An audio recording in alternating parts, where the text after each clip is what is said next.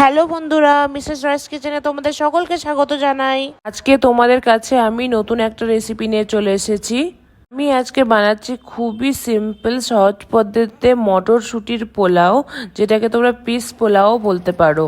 খুবই সামান্য উপকরণ দিয়ে এটা খুব সহজভাবে তৈরি হয়ে যায়। প্রথমে প্রেসার কুকারে সাদা তেল দিয়ে তার মধ্যে 1 চামচ ঘি দিয়ে দেব।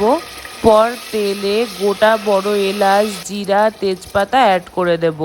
এরপর মটরশুঁটি অ্যাড করতে হবে। আমি এখানে ফ্রোজেন মটর ইউজ করেছি, তোমরা পারলে এখানে ফ্রেশ মটরও ইউজ করতে পারো। মটরটা হালকা ভাজা ভাজা হয়ে আসলে এখানে বাসমতি চাল অ্যাড করে দিতে হবে। এখানে বাসমতি বিরিয়ানি রাইসটা ইউজ করেছি।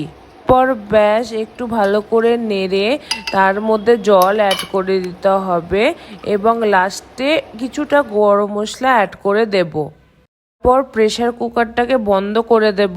আমাদের মনে রাখতে হবে প্রেসার কুকারে যাতে সিটি না অ্যাড হয়, তাহলেই ব্যাস খুবই সহজ পদ্ধতিতে আমাদের 15 মিনিটের মধ্যে পিস পোলাও রেডি হয়ে যাবে।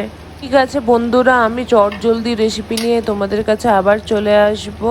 আশা করছি আমার ভিডিও তোমাদের ভালো লাগবে। আর আমার ভিডিও যদি তোমাদের ভালো লেগে থাকে তাহলে প্লিজ লাইক, শেয়ার আর সাবস্ক্রাইব করে দিও। Thank you.